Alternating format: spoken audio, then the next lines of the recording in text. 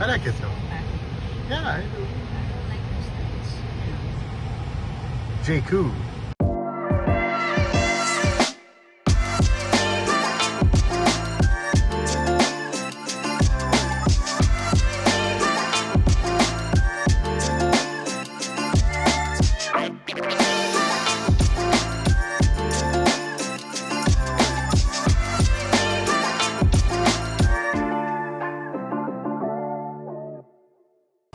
But yeah, see? Yours is like mine harem. Pero it's maluwag. The sunshade is the same ba, baby, than the SL6? Parang this one's a little bit more covered, no? Six by half. Parang meron siyang... Ito buo. Yeah, okay. And then wala siyang sa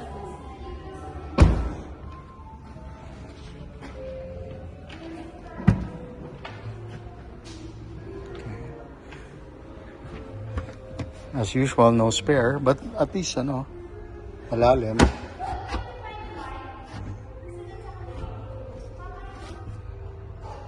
Okay.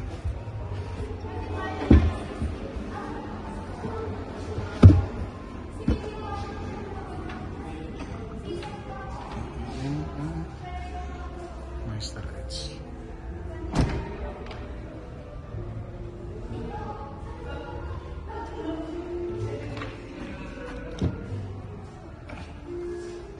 Oh! Okay. Wala na siyang rotating screen na yata. Kaya wala na. You don't need it. Yeah, No, it's these are just... not harsh, see? it still has. Meron pala. But the screen is smaller ba? No, it's the same. Is it Actually, no, looks it looks bigger. thinner. Yeah, It's the same maybe ba? thinner, but Let's ask. I like this part though, this ambient lighting. yeah. No? Tire pressure. There's a KPA pa. You like it? How do you open this? Is it the same as your car? Yeah. Yeah, so it's full. Full panoramic. This one's okay. It's the same. Almost the same. Ito parang pareho. It's the same. This is the same. So you're familiar with this? I don't know what that is. I don't know. Let's ask later.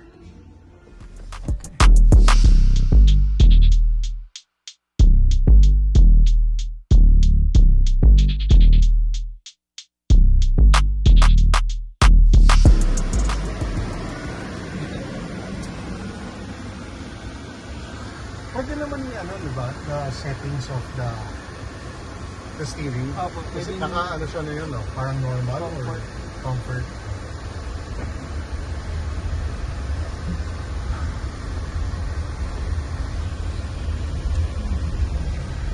Dito po. Dito. Tapos naka-adaptive. Adaptive suspension na siya. So how do you adjust?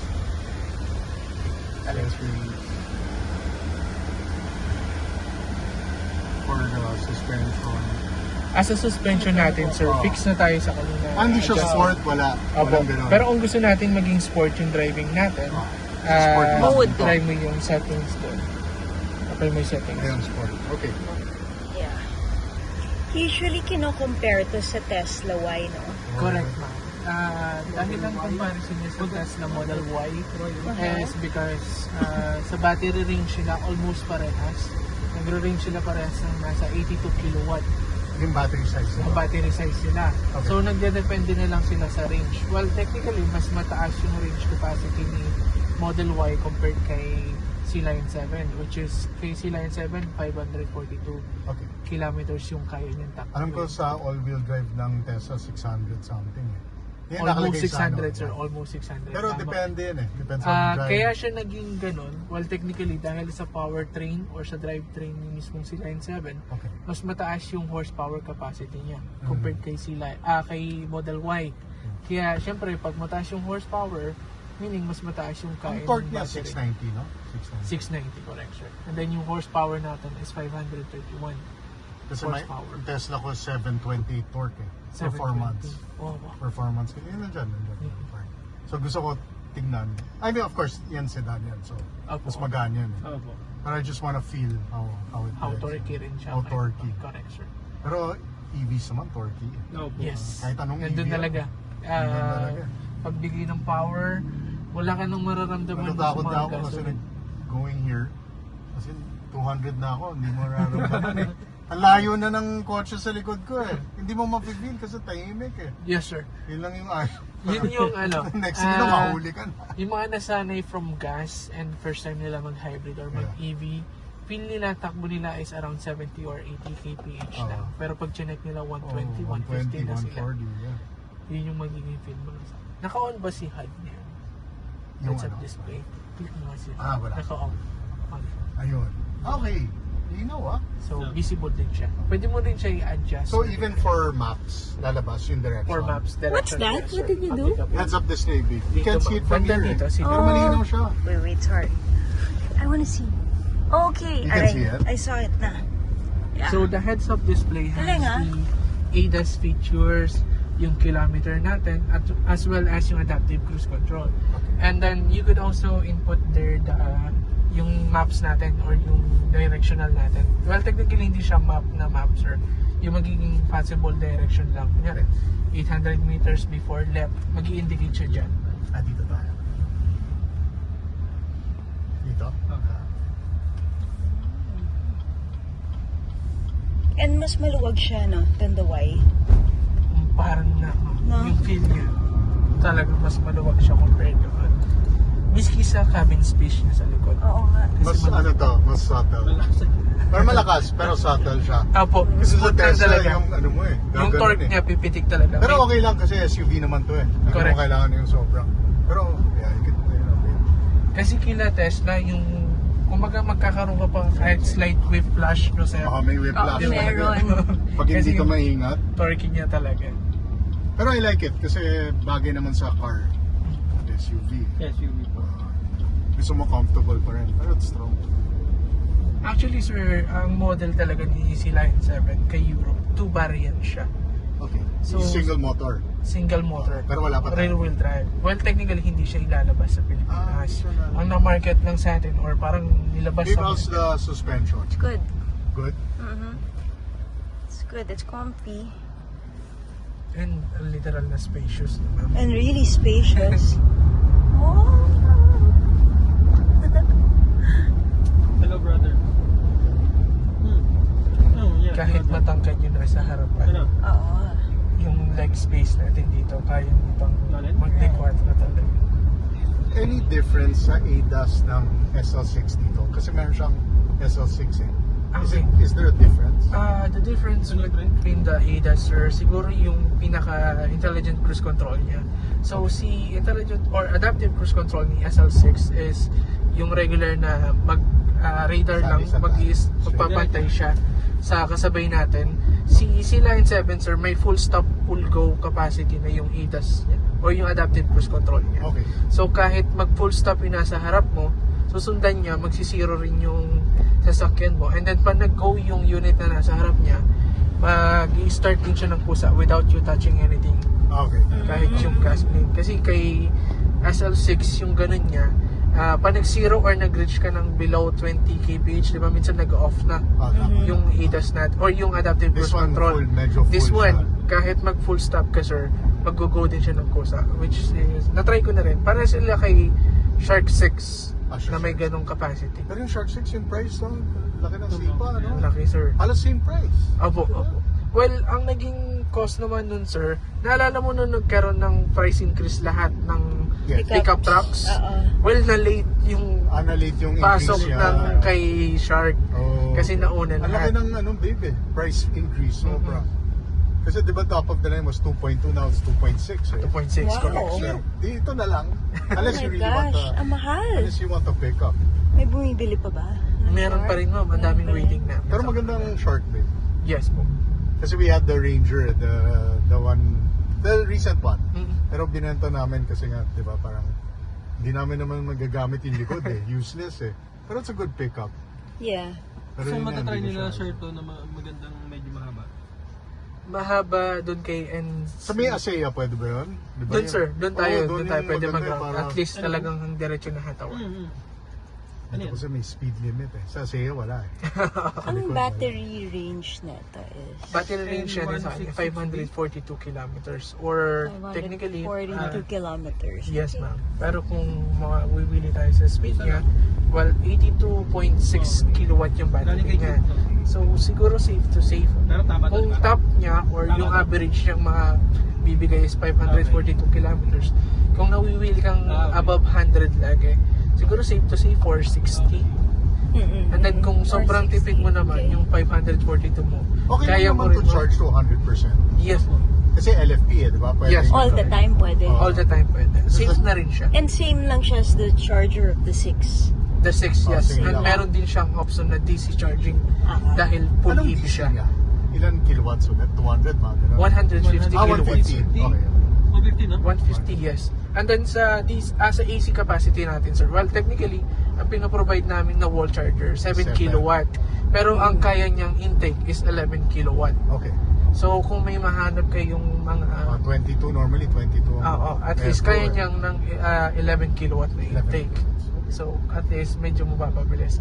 Well, pag sa 150 kilowatt na DC charging niya, sir, 30 to 40 minutes, kaya niya 15 to 100%.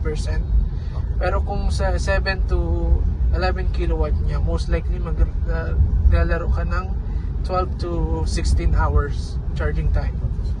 So at least safe to say, mas lalong matagal nga. Pero pag sa, what's the service for this? Kasi full EV na siya. Every year pa rin. Every year pa rin. But what do you correct, check? sir. Rotation lang ng tires? Gano'n?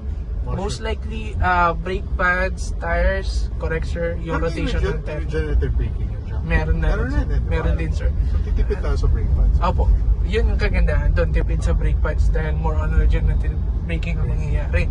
Tapos, ang maintenance mo lang sa kanya or preventive maintenance is yung updating ng mismong OS or yung diagnosis ng mismong system ng unit, which is most likely once a year na talaga. Once a year.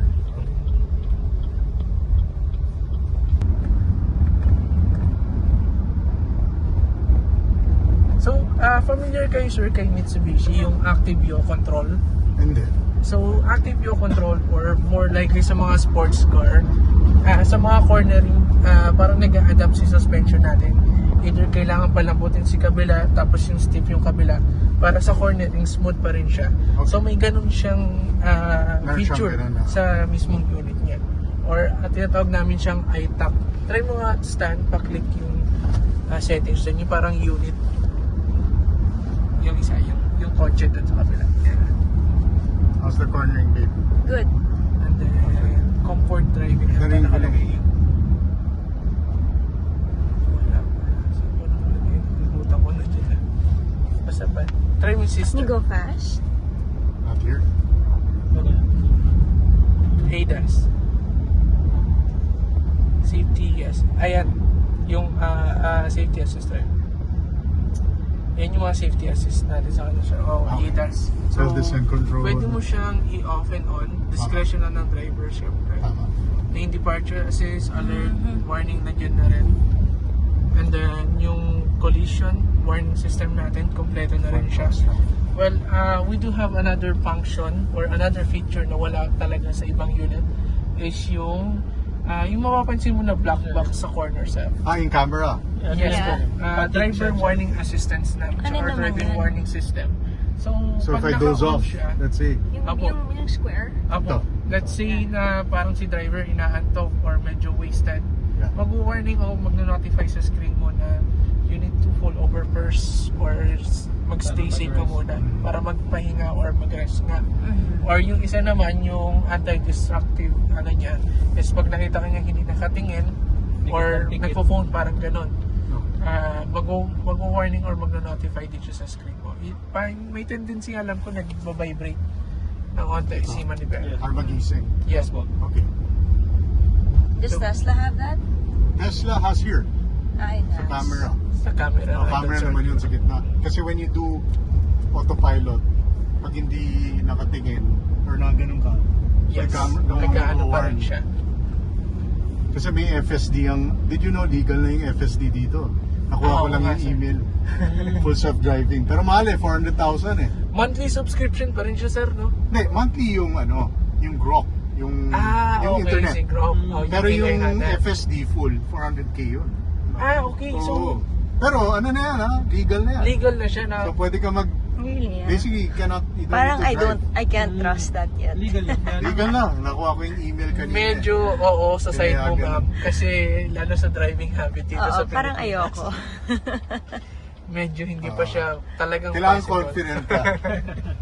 Pero with any tech naman, ganun Ako. Nalala ko nga before nung hindi pa masyado uso yung mga rear, Front collision and rear front collision, traffic, yes. di ba? Pero now, normal na siya Miski si dati, sir, yung adaptive cruise control, di ba? Ang dami pang Pero kinakabahan. now, everybody uses it. Walang Yes po. problema. Sobrang useful na talaga siya Useful sa long siya. drives. Kahit sa Manila traffic useful na useful. Recently, sir, may naging client ako, yun yung hanap niya talaga. Yung Ano sobrang pala smooth. ang ground clearance nito? Ground clearance niya nasa 160 to 200, 160. parang gano'n. Is that high enough? Well, for a crossover, I think it's at par naman. Okay. Kasi yung Tesla Y ganun rin Hindi naman siya mataas Mm. Parang mga CR-V RAV4. SL6 is Medyo low higher. ground clearance sila compared sa Kasi mga big normal performance SUV. model siya. Yeah. So, hindi pwede yung mataas. Or else yung... But hindi ka naman magsasayad, Hindi. diba? Akin, sayad yun. Wow! 120 na yan. Di ba, babe? Yeah, it's good. Pero yung niya, very, very, subtle. Nice. Yung progressive siya, hindi siya yung violent. Which is Opo. okay rin. Wala akong shock na mangyayari. Walang shock. Or whiplash. And then, ang gusto How ko... many units na benta kayo ng ganito? Sa ngayon, sir, Wala pa isa masyado. pa lang eh. Isa pala po yung nalabas. Dito sa Subic. Subic. Yes. Okay. Sa Manila, wala pa ako masyado nakita kasi kakalabas Meron po lang. kami. Wala pa. May mga kumukuha, sir, pero sa mga ibang lugar sila. Ibang lugar. Pero doesn't matter. Ano bang BYD? Sino nag-handle sa Subic? Harmony Auto. Is that the one in, sa may MOA? Same ba yan? Or under BGC? Under BGC, sir. Oh, BGC. Same kayo as BGC. Harmony Group. Well, I hope you have better service. Oo, kasi notorious yung BGC. Pero malapit sa ganun yung color niya. Kasi light gray talaga siya. Mhm. Dito na lang. Yes.